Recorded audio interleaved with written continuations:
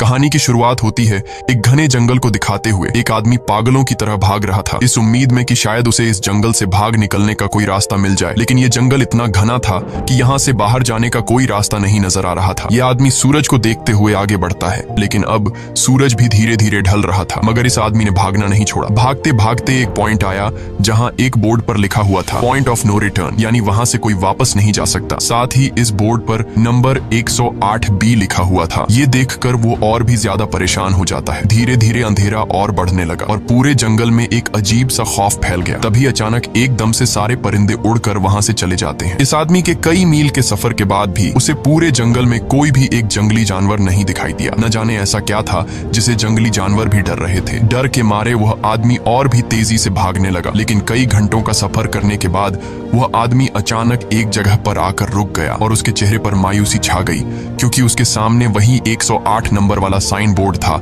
जिस पर लिखा हुआ था पॉइंट ऑफ नो रिटर्न। अब आदमी को समझ आया कि चाहे मैं जितना भी भागूं पर इस जंगल से निकल नहीं सकता, इसलिए अब वो वहां छुपने की जगह ढूंढने लगा। लेकिन वहां उसे छुपने के लिए कोई सेफ जगह नहीं मिली, इसीलिए अब वो पेड़ के ऊपर चढ़ जाता है। पर तभी उस पेड़ की टहनी टूट गई, जिससे वो आदमी काफी ऊंचाई से नीचे जमीन पर आ गिरा। पेड़ से गिरने के बाद वो बहुत ज्यादा जख्मी हो चुका था। उसे काफी गहरी चोटें आई। इससे पहले कि वो बेहोश हो जाता तभी अचानक जमीन हिलने लगी और अजीब सी गुर्राने की आवाजें आने लगी। वो आवाजें सुनकर आदमी के गले में सांसें अटक गईं। तभी अचानक कोई उसे खींच कर ले गया। खींचने वाला कौन था ये नहीं दिखाया गया, लेकिन हमें उस आदमी की दर्द भरी चीखें सुनाई दी गई। इस इंसिडेंट के 6 दिन बाद हमें शहर में मीना नाम की एक लड़की को दिखाया जाता है जो एक बर्ड शॉप में काम करती है। तभी उसका बॉस आता है और मीना को एक गोल्डन पैरट को शहर से दूर एक जू में डिलीवर करने का ऑर्डर देता है। मीना बॉस की बात को मानते हुए अब उस पैरट को डिलीवर करने जाती है। मीना गाड़ी में बैठकर अपने मोबाइल में उस जू का लोकेशन सेट कर लेती है और अपने सफर पर निकल पड़ती है। शहर से बाहर निकलने के बाद वो एक बोर्ड पर बहुत सारे लोगों के मिसिंग फोटोज देखती है, यानी वहाँ पर कई सारे लोग गायब हो चुके थे। लेकिन मीना उन पर ज्यादा ध्यान नहीं देती और आगे बढ़ने लगती है। आगे बढ़ते दौरान मीना शॉर्टकट लेते हुए जंगल के रास्ते से गुजरती है ताकि वो जल्दी से इस पैरट को जू तक डिलीवर कर दें, और वो पहुंच गई जंगल के बीचों बीच। ये वही जगह है जहाँ हम पहले एक आदमी को गायब होते देख चुके हैं। वहाँ आकर मीना बुरी तरह से फंस चुकी थी। वो अपने मोबाइल पर मैप देखती है, लेकिन वहाँ मोबाइल के सिग्नल नहीं आ रहे थे और उसके कार का रेडियो भी काम नहीं कर रहा था। मीना अब वहाँ से वापस निकलने लगी, लेकिन अब उसे वहाँ से बाहर निकलने का रास्ता समझ नहीं आ रहा था। थोड़ी देर बाद मीना की गाड़ी भी खराब हो गई। मीना गाड़ी से बाहर निकलती है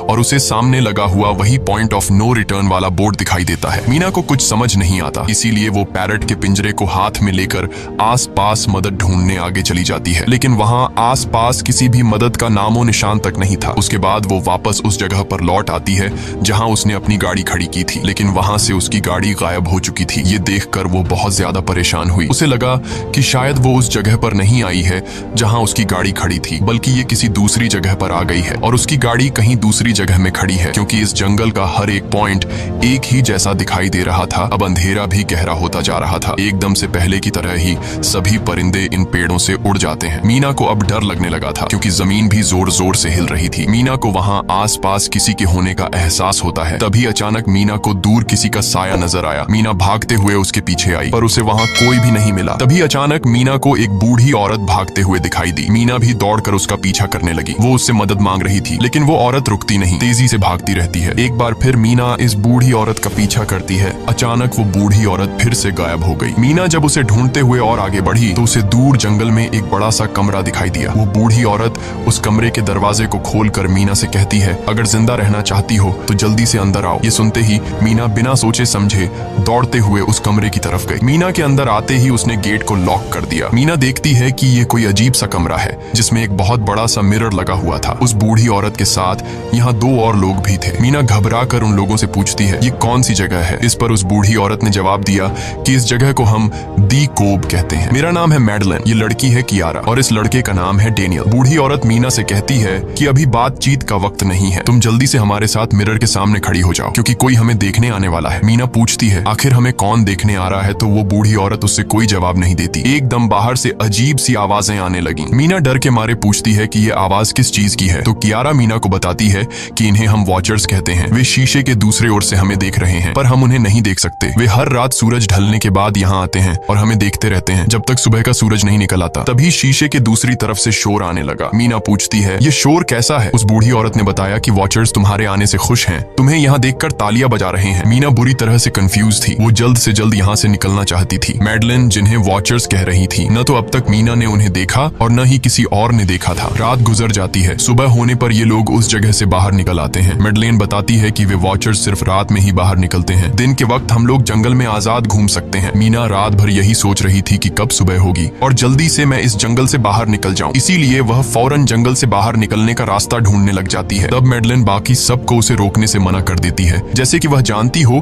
कि मीना इस जंगल से बाहर नहीं निकल सकती और वह जरूर वापस आएगी। बस मीना को जाते हुए मैडलिन बताती है कि तुम्हारा यह फैसला अच्छा नहीं है। इस जंगल से बाहर निकलने का कोई रास्ता नहीं है। रात होने से पहले हमें इस घर में वापस आना पड़ता है। अगर तुम लेट हो गई तो तुम अपनी जान से हाथ धो बैठोगी। मीना किसी की बात नहीं सुनती और अपने पैरट को लेते हुए तेजी से आगे बढ़ती है। थोड़ा सा आगे बढ़ने पर उसे वहीं पॉइंट ऑफ नो रिटर्न वाला साइन दिखाई देता है। उसे देखकर वो घबरा तो गई, लेकिन उसने हिम्मत नहीं हारी और सूरज को देखकर सूरज की डायरेक्शन में आगे बढ़ती रही, पर जंगल से निकलने में कामयाब नहीं हो सकी। आगे चलकर रास्ता ही खत्म हो गया। मीना ने देखा कि वो एक पहाड़ के टॉप पर खड़ी है, जहाँ से आगे दूर दूर तक जंगल के सिवा कुछ भी नहीं था। इसीलिए वो मायूस होकर नीचे बैठ जाती है। तभी अचानक उसके कंधे पर किसी ने हाथ रखा। वो डर गई और जब उसने पीछे मुड़कर देखा तो वो बूढ़ी औरत मैडलिन थी। यहाँ मैडलिन उसे हौसला देती है और कहती है कि सिर्फ तुम ही नहीं जिसने यहाँ से निकलने की कोशिश की और हार गई। हम भी तुम्हारी तरह ही हार कर यहाँ रुके हैं। यहाँ से बाहर निकलने का कोई रास्ता नहीं। चलो मैं तुम्हें कुछ दिखाती हूँ। मैडलिन मीना को जंगल की तरफ लेकर जाती है। मैडलिन मीना से कहती है, ये जंगल एक शिकारी है और हम सब उसका शिकार। अगर जिंदा रहना चाहती हो तो हमारे साथ ही रहो। मैडलिन उसे पॉइंट ऑफ नो रिटर्न वाले काफी सारे साइन बोर्ड दिखाती है, जो कि जंगल के चारों तरफ गोल घेरे में लगे थे और उनके बीच में था उनका कमरा। मैडलिन बताती है कि ये हमारे घर से आधे दिन के फासले पर लगे हैं। अगर इसे आगे गई तो वापस लौटना मुश्किल हो जाएगा, इसलिए कभी भी यह तुम्हें नजर आए तो तुम इन्हें इग्नोर मत करना। मीना पूछती है, ये सब किसने बनाया? तो वो जवाब देती है, ये एक प्रोफेसर ने बनाया है, लेकिन अब तक उसे किसी ने देखा नहीं है। अब रात हो जाती है। ये लोग वापस उस घर के अंदर आ जाते हैं। हर रात वॉचर्स उन्हें देखने के लिए आते थे। आज कियारा नामी लड़की उनके सामने डांस करती है और कहती है ये सब उन्हें पसंद है। ऐसा नहीं था कि इन चारों को हर रात वॉचर्स के सामने खड़ा ही रहना पड़ता था। ये लोग जो चाहते वह कर सकते थे, बस ये लोग उनकी तरफ अपनी कमर नहीं कर सकते थे। ऐसा करने पर वो लोग बहुत ज्यादा गुस्सा हो जाते थे। रात में तो उन्हें सिर्फ वॉचर्स का मसला था, लेकिन दिन में भी उन्हें बहुत मुश्किलों का सामना करना पड़ता था। ये लोग जंगल से हर रोज अपना पेट भरने के लिए कुछ न कुछ शिकार करके लाते थे,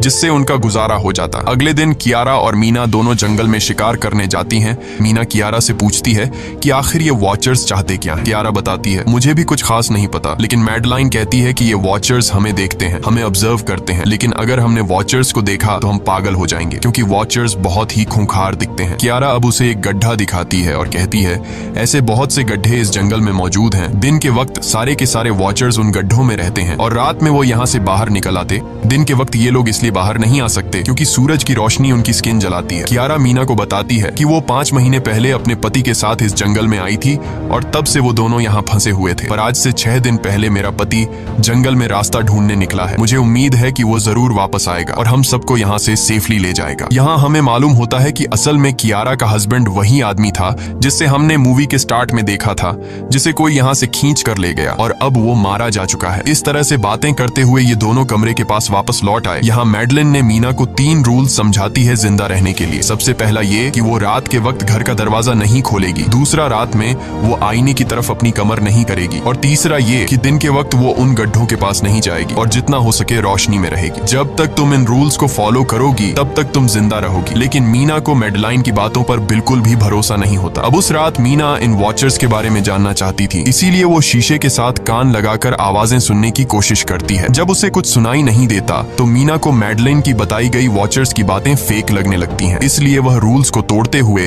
अपनी कमर को शीशे की तरफ करके सो जाती है और ऐसा करने पर इन वॉचर्स को गुस्सा चढ़ जाता है। वो लोग जोर जोर से उस शीशे को मारने लग जाते हैं। शोर से मैडलाइन भी उठ जाती है और वह जल्दी से मीना को शीशे की तरफ खड़े रहने को कहती है और तब जाकर वो वॉचर्स का गुस्सा शांत होता है। यानी जब इंसान वॉचर्स को अपनी पीठ दिखाते हैं तो वह उसे खुद की इंसल्ट मानने लगते हैं। ये रात भी गुजर जाती है और अगले दिन मीना डेनियल के साथ शिकार पर निकलती है। वो डेनियल से पूछती है, क्या आज तक तुमने किसी वॉचर को देखा है? जिस पर डेनियल ने जवाब दिया कि मैंने भी आज तक वॉचर्स को नहीं देखा और जो भी वॉचर्स को देखता है वो जिंदा नहीं बच पाता। तब मीना डेनियल को समझाती है कि मुझे लगता है कि ये सब मैडलाइन की बनाई हुई कहानियां हैं जिसके अंदर वो हमें फंसा रही है। हमें जरूर उन गड्ढों को जाकर चेक करना चाहिए, शायद हमें यहाँ से बाहर जाने का कोई रास्ता मिल जाए। डेनियल भी यहाँ रहकर बहुत ज्यादा तंग हो चुका था और वो भी किसी तरह से रास्ता ढूंढकर इस जंगल से भाग निकलना चाहता था। इसलिए वो मीना की बात मान लेता है और और वो दोनों गड्ढे के पास पहुंच जाते हैं। अब मीना अपने आप को रस्सी से बांधकर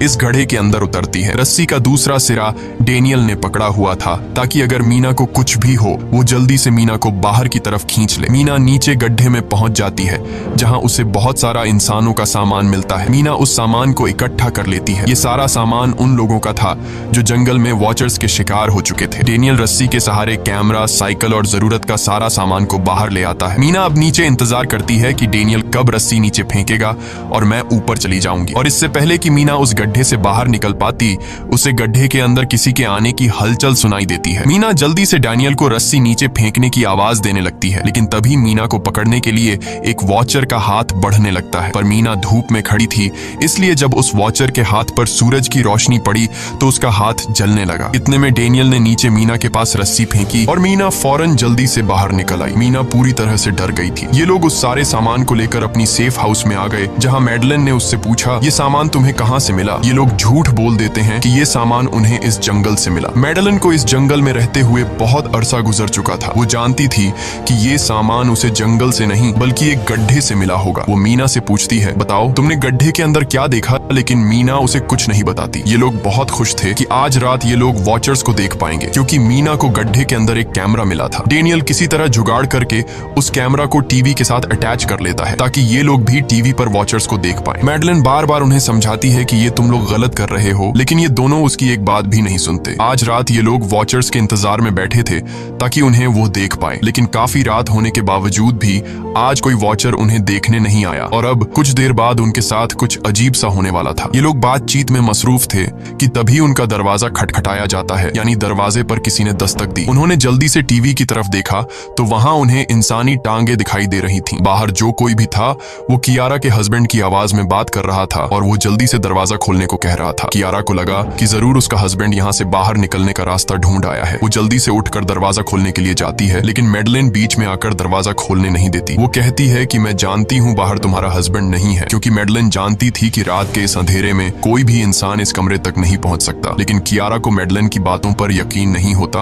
और वो दरवाजा खोलने की कोशिश करती है, जिसके बाद मैडलिन कियारा से कहती है कि वो तुम्हें फंसा रहा है, तुम उसका इम्तिहान ले लो, तुम उसे कोई ऐसी बात पूछो जिसके बारे में सिर्फ तुम या तुम्हारा हस्बैंड जानता हो। कियारा बाहर खड़े हुए इंसान से एक किताब के बारे में सवाल करती है जिसके बारे में उसे पता होना चाहिए था, लेकिन जब बाहर खड़ा हुआ इंसान कोई जवाब नहीं देता तो ये समझ जाते हैं कि ये वॉचर ही है। ये लोग जब दरवाजा नहीं खोलते तो वॉचर उनके बाहर लगाए हुए कैमरा को तोड़ देता है। और यहाँ हमें एक बात पता चलती है कि वॉचर्स इंसान के रूप में भी खुद को बदल सकते हैं। वॉचर्स उनकी इस हरकत पर बहुत ज्यादा गुस्सा हो गए थे। वे बहुत तेजी से शीशे को मारने लगे, जिससे शीशे में एक बड़ा क्रैक भी आ जाता है। लेकिन यहाँ मैडलिन समझदारी दिखाते हुए सबको लाइन से शीशे की तरफ खड़ा कर देती है, जिससे वॉचर्स का गुस्सा थोड़ा बहुत ठंडा हो जाता है और वे वहां से चले जाते हैं। अब यहाँ मीना मैडलिन को बताती है कि हमने गड्ढे में से ये सारा सामान चुराया था। ये सुनकर मैडलिन बहुत ज्यादा गुस्सा हो जाती है कि तुम लोगों ने दूसरा रूल भी तोड़ दिया। अगली सुबह मैडलिन उस गड्ढे से लाया हुआ सारा सामान उठाकर वापस उसी गड्ढे में फेंक देती है, जिससे उन वॉचर्स का गुस्सा थोड़ा शांत हो जाता है। मगर अब इन लोगों को जंगल में बहुत ही ज्यादा अजीब चीजें दिखाई देना चालू हो गई थी और उसका सबसे ज्यादा असर डेनियल पर होता है। डेनियल अचानक बात बात पर बहुत ज्यादा गुस्सा करने लग जाता है। दूसरी तरफ कियारा, जिससे पहले उम्मीद थी कि उसका हस्बैंड जिंदा है और वो यहाँ आकर उसे यहाँ से बचा लेगा, लेकिन अब उसे पता चल चुका था कि उसका हस्बैंड अब वापस नहीं आएगा, जिसकी वजह से वह अंदर ही अंदर पूरी तरह से टूट चुकी थी। और वो डिसाइड करती है कि वह वॉचर्स के इन गड्ढों में कूदकर अपनी जान दे देगी, क्योंकि अब उसके पास जीने की कोई वजह नहीं रही। वह ऐसा करने ही वाली होती है कि मीना आकर उसे बचा लेती है। इसी बीच हम देखते हैं कि डेनियल मैडलिन की तरफ अजीब तरह से देख रहा होता है और वह गुस्से में आकर मैडलिन को पेड़ के साथ बांध लेता है। डेनियल ने कहा कि अब मैं इस बुढ़िया के कोई रूल्स नहीं मानूंगा, अब यहाँ सिर्फ मेरी बात मानी जाएगी। अब रात होने वाली थी, इसलिए डेनियल कमरे की तरफ भागा और कियारा भी उसके पीछे भागी, लेकिन मीना मैडलिन के पास आई और उसकी रस्सियां खोलने लगी। दूसरी तरफ डेनियल ने कियारा को लेकर कमरे का दरवाजा अंदर से बंद कर दिया और मीना और मैडलिन को बाहर वॉचर्स के लिए छोड़ दिया। मीना और मैडलिन डेनियल से दरवाजा खोलने के लिए गिड़गिड़ाते रहे। डेनियल से रिक्वेस्ट करते हैं कि प्लीज दरवाजा खोल दो, लेकिन डेनियल ने दरवाजा नहीं खोला। अब बाहर चारों तरफ अंधेरा छा गया और वॉचर्स के आने का टाइम हो गया, इसलिए अब मजबूरन उन्हें अपनी जान बचाने के लिए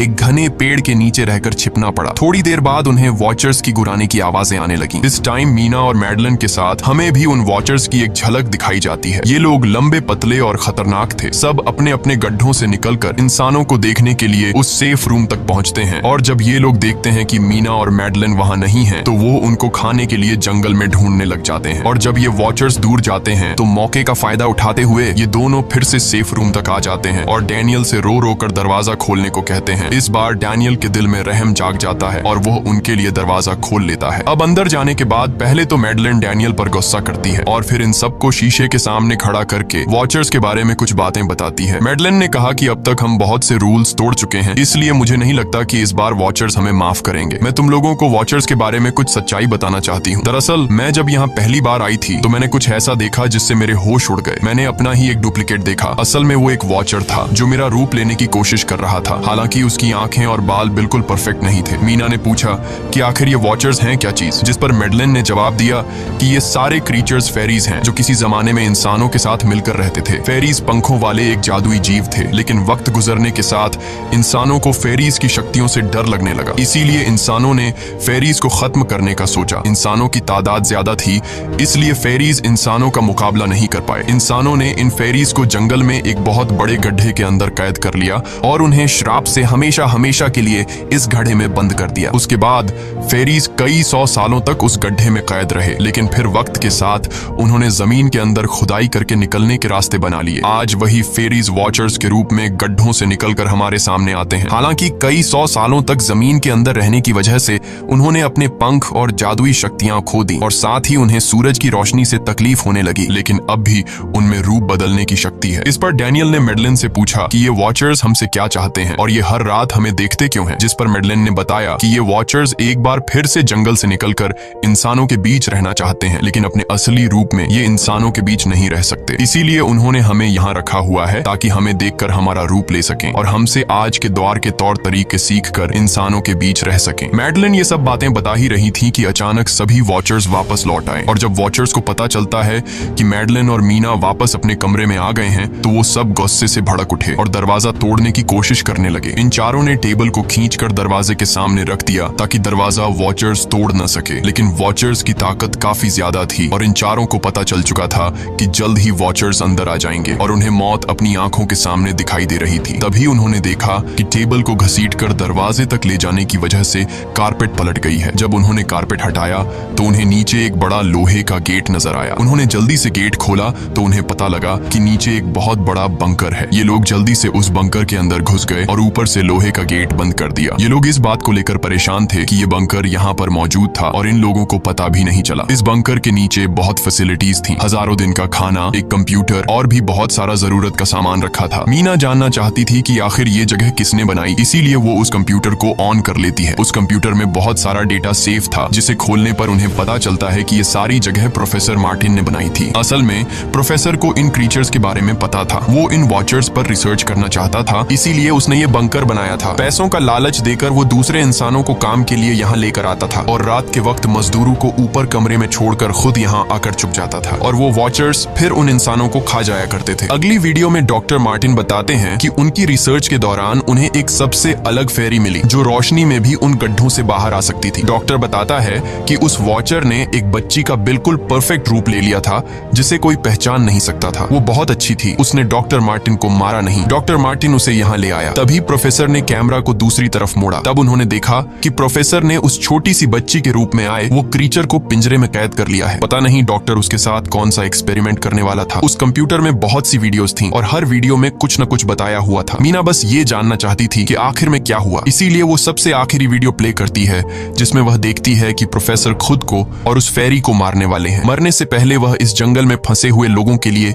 यहाँ से निकलने का रास्ता बता देता है और कहता है कि शाम में जिस डायरेक्शन में परिंदे भागते हैं उस डायरेक्शन में भागने से वे लोग इस जंगल से निकल सकते हैं। उसने इस रिकॉर्डिंग मैसेज में कहा था कि अगर कोई इस जंगल से निकलने में कामयाब हो गया तो यूनिवर्सिटी में जाकर मेरी सारी रिसर्च तबाह कर देना। मैंने यहाँ आकर बहुत बड़ी गलती कर दी। उसके बाद प्रोफेसर ऊपर चले गए और फिर 2 गोलियों की आवाज आई जिससे उन्हें समझ आया कि प्रोफेसर ने पहले उस फेरी को मारा और फिर खुद को गोली मार दी। आज रात ये चारों बहुत खुश थे क्योंकि उन्हें इस जंगल से जान छुड़ाने का रास्ता मिल गया था। अगली सुबह सभी लोग अब बंकर से बाहर निकलते हैं तो देखते हैं कि उनका सेफ हाउस उन वॉचर्स ने पूरी तरह तबाह कर दिया है और आज के दिन उन्हें लाजमी इस जंगल से निकलना होगा वरना ये लोग मारे जाएंगे क्योंकि रात को अब उनके पास छिपने के लिए कमरा भी नहीं बचाता। ये लोग अब यहाँ जंगल से निकलने के रास्ते में बढ़ने लगते हैं। वो परिंदे जिनके बारे में प्रोफेसर बता रहे थे वे तो शाम को उड़ने वाले थे, लेकिन उन्हें शाम होने से पहले पहले जंगल से बाहर निकलना था। इसलिए मीना अपने पास मौजूद पैरेट को आजाद कर देती है। जिस डायरेक्शन में वह उड़ता है उसी डायरेक्शन में ये लोग चलने लग जाते हैं। चलते हुए रास्ते में ही उन्हें एक कब्र मिली। मैडेलिन उस कब्र को देखकर बताती है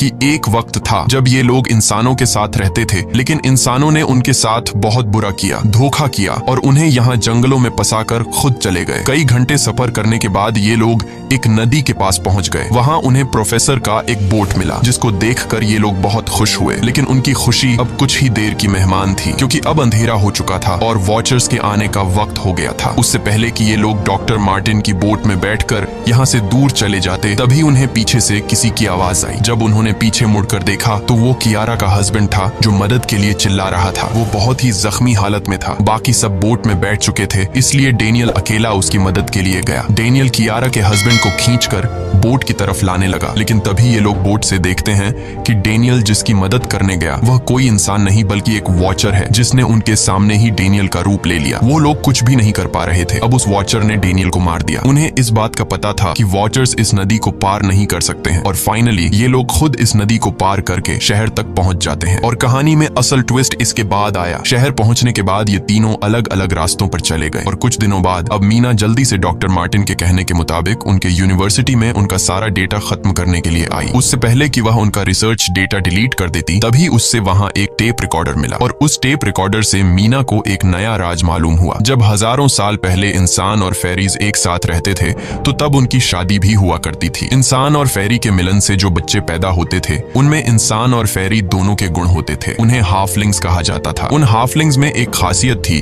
कि वे रूप बदलने में इतने माहिर होते थे कि वे किसी मरे हुए इंसान का रूप भी बदल सकते थे। प्रोफेसर का मानना था कि जब इंसानों ने फेरीज को जंगल के अंदर गढ़ों में कैद कर लिया था, तब हाफलिंग इंसानों के बीच अपना रूप बदलकर चुपके से रहने लगे और वो आज भी किसी न किसी रूप में इंसानों के बीच मौजूद है। मीना जब प्रोफेसर के ऑफिस में आई और वहां पर जांचबीन करने लगी तो वहां उसके हाथ कुछ ऐसी तस्वीरें लगी जिसने उसके होश उड़ा दिए। उसने देखा कि तस्वीर में जो प्रोफेसर के साथ लेडी खड़ी है वो कोई और नहीं बल्कि मैडेलिन है और असल में मैडेलिन प्रोफेसर की वाइफ है। वो कंफ्यूज हो जाती है कि मैडेलिन ने उसे यह बातें क्यों नहीं बताई। इस भारी कंफ्यूजन को शेयर करने के लिए वो कियारा के पास आती है और उसे बताती है कि जिस मैडेलिन से हम जंगल में मिले थे वो असल में प्रोफेसर मार्टिन की वाइफ है, लेकिन उसने हमें यह सच्चाई इसलिए नहीं बताई क्योंकि वो खुद एक इंसान नहीं बल्कि एक रूप बदलने वाली फेरी थी। मैंने जब रिसर्च किया तो मुझे पता चला कि काफी साल पहले प्रोफेसर की वाइफ मैडेलिन कैंसर की वजह से मर गई थी। ये सुनकर कियारा कहती है कि फिर वो मैडेलिन कौन थी जो इतने समय से हमारे साथ थी। इस पर मीना कहती है, मुझे सब समझ आ रहा है। दरअसल प्रोफेसर अपनी वाइफ के मरने से बहुत दुखी थे और उसे हर हाल में वापस पाना चाहते थे और जब प्रोफेसर को इन रूप बदलने वाली फेरीज के बारे में पता चला तो प्रोफेसर ने उस रूप बदलने वाली फेरी को पिंजरे में कैद किया, जो एक बच्ची का परफेक्ट रूप लेकर उनके पास आई थी। प्रोफेसर ने अपनी वाइफ की फोटो दिखाते हुए उस फेरी को अपनी वाइफ मैडेलिन जैसा बना दिया, क्योंकि वो फेरी बाकी फेरीज से अलग थी। वो दिन में भी बाहर आ सकती थी। मीना ने कहा कि मैंने मैडेलिन को यहाँ बुला लिया है, हमें किसी तरह से करके उसे वापस जंगल भेजना होगा। तभी एक कार वहाँ आकर रुकी। जब उस कार से जो इंसान उतरा उसे देखकर मीना के गले में सांस अटक गई। वो कियारा थी, यानी कि अब तक जो मीना के साथ थी वो मैडेलिन थी। उसने कियारा का रूप ले रखा था। कियारा जैसे ही घर के अंदर आई तभी मैडेलिन ने कियारा के हस्बैंड के रूप में बदलकर उसे बेहोश कर दिया। मीना ने मैडेलिन से कहा, आखिर तुम चाहती क्या हो? जिस पर मैडेलिन गुस्से में आकर कहा, मैं फेरीज की सबसे अलग मखलूक हूँ। मेरे सभी साथी बचपन से मुझे चिढ़ाते थे। वो मुझे अपने साथ नहीं रहने देते क्योंकि मैं सबसे अलग थी। मैं उस जंगल में अकेली पड़ चुकी थी और मैं उस जंगल से निकलकर बाहर लोगों के साथ मिलकर रहना चाहती थी। फिर एक दिन प्रोफेसर उस जंगल में आया। उसने मुझे पिंजरे में कैद कर लिया। उसने मुझसे कहा कि अगर मैं उसकी वाइफ का रूप ले लूं तो वह मुझे जंगल से बाहर ले जाएगा। मैंने उसकी बात मान ली। प्रोफेसर ने मुझे मैडेलिन की सारी बातें सिखाई और बाद में उस धोखेबाज प्रोफेसर ने मुझे मारने की कोशिश की, लेकिन उससे पहले कि वो मुझे मार पाता मैंने उसे ही मार डाला। तुम इंसान कभी भी भरोसे के लायक नहीं थे और न ही रहोगे। अब तुम भी मेरी सच्चाई जान चुकी हो, इसलिए तुम्हें भी मरना होगा और तुम्हें मारने के बाद मैं तुम्हारे रूप में इंसानों के बीच रहूंगी। यह कहकर मैडेलिन ने मीना का रूप ले लिया और उसका गला दबाकर उसे मारने लगी। तब मीना ने मैडेलिन से कहा कि क्या प्रोफेसर ने तुमसे यह नहीं कहा कि तुम क्यों दिन में निकल सकती हो? असल में तुम हाइब्रिड हो, आधी इंसान और आधी फेरी, इसीलिए तुम इंसानों और फेरीज के बीच रह सकती हो। मुझे पता है कि दुनिया में अकेला रहना कैसा होता है, लेकिन तुम अकेली हाफलिंग नहीं हो। तुम्हारे जैसे और भी हाफलिंग्स हैं जो किसी न किसी रूप में इंसानों के बीच रह रहे हैं। इस सच्चाई का पता चलते ही मैडेलिन का शरीर अचानक अपने असली रूप में आने लगा। देखते ही देखते उसके पंख निकल आए, जिसके बाद वो मीना को यहीं पर छोड़कर यहाँ से उड़ जाती है। इसके बाद कुछ हफ्तों के बाद का सीन दिखाया जाता है जहाँ मीना अपनी सिस्टर के साथ रहने लगी है। उसने अपनी सिस्टर को बताया कि शायद वो फेरी अभी भी मेरा पीछा कर रही है। तब मीना की सिस्टर उसे कहती है कि तुम डरो मत, ऐसा कुछ नहीं है। और कहानी के एंड में हम एक छोटी बच्ची को देखते हैं जो कि उस वक्त मीना के घर के नीचे खड़ी थी। ये कोई और नहीं बल्कि मैडलन थी, जो अब उनके दुनिया में उस रूप में रह रही है। और इसी के साथ ये कहानी खत्म हो जाती है। अगर आपको ये वीडियो अच्छी लगी हो तो हमारे चैनल को सब्सक्राइब और वीडियो को लाइक जरूर कीजिएगा।